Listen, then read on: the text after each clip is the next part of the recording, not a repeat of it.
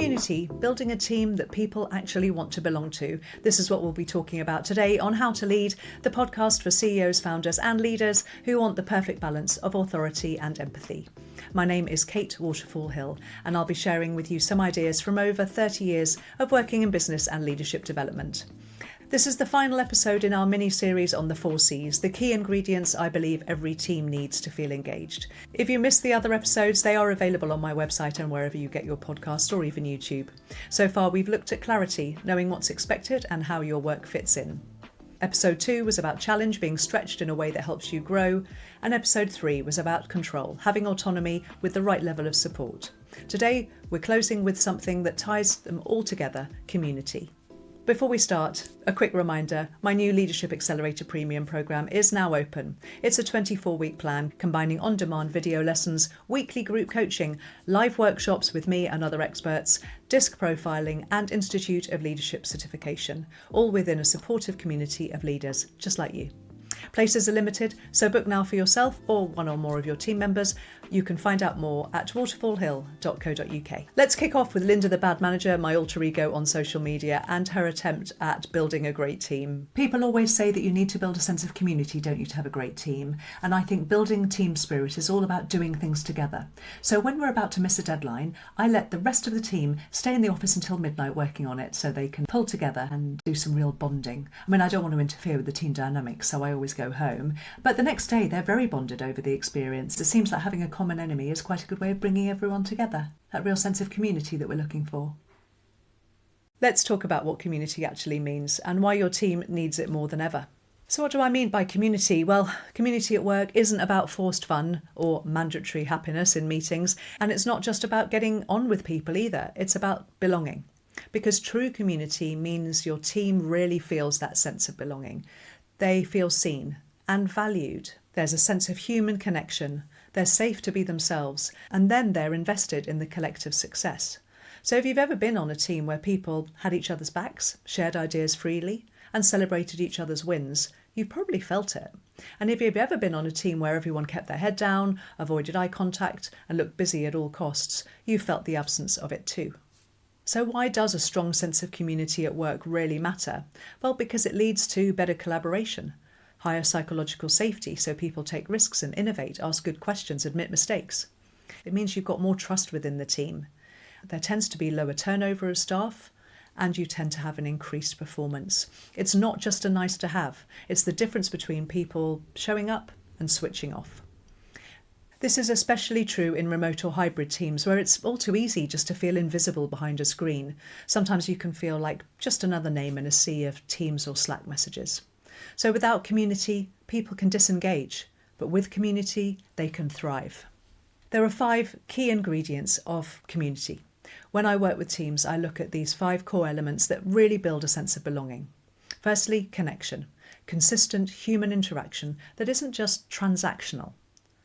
Secondly, recognition, people feeling seen and truly appreciated. 3, that's psychological safety again, the free to speak up without fear. Fourthly, a shared purpose, knowing how your work contributes to something meaningful. And lastly, number 5, feeling accepted for who you are, not who you're pretending to be. So in more detail then, connection, relationships don't build themselves, especially not at work. As a leader, it's your job to create time and space for your team to connect, beyond project deadlines and task updates. So you might start meetings with a quick check-in question. What's one win from your week so far? Encourage people to talk about how they work best. Create opportunities for peer support, not just top-down updates. You don't need to host quizzes or happy hours, unless of course that's your thing, but you do need to care about the human, not just the role, the job, the project, the task. In terms of recognition, it's really valuable for people to feel seen, not just for the big wins, but for their effort, their growth, their consistency, maybe even their patience. If your feedback always focuses on what went wrong, or if praise is saved only for performance reviews, people will start to assume that they're doing badly, or worse, that you don't notice. And the funny thing is that recognition is actually free, easy, and really powerful. You could just say something like, I noticed how calmly you handled that tricky client call. It really made a big difference. Or, I've noticed you really stepped up this month. I wanted you to know that I can see that. And thanks for helping so-and-so prep for that meeting. She told me how helpful you were. It's not just about empty flattery. It's about showing you're paying attention. Psychological safety, again, if your team is too scared to ask questions or to admit mistakes or challenge your ideas, then they're not operating at full capacity, because psychological safety means that everybody can speak up without fear of humiliation. They can be honest about their limitations, and they can challenge something without it being personal. You can really build safety by admitting your own mistakes, role modelling this well, thanking people when they challenge you and considering what they're saying really carefully, not just dismissing it, and then staying calm when people speak up, even if you disagree. Be curious about that. Where's that thinking come from? And you might actually be enlightened and find that you made some assumptions and they had a really good point. So you might from time to time want to ask questions in team meetings or individual one-to-ones and say, what are we not talking about that we should be? Or what's something that you've been hesitant to bring up? And then listen. Don't justify, don't defend yourself, don't rush to fix it, just listen. In terms of purpose, people want to feel that they're part of something meaningful. Not everyone wants to save the world, but they do want to know why their work matters, who it helps, and how it fits into the bigger picture. Don't assume they know that. Connect the dots for them.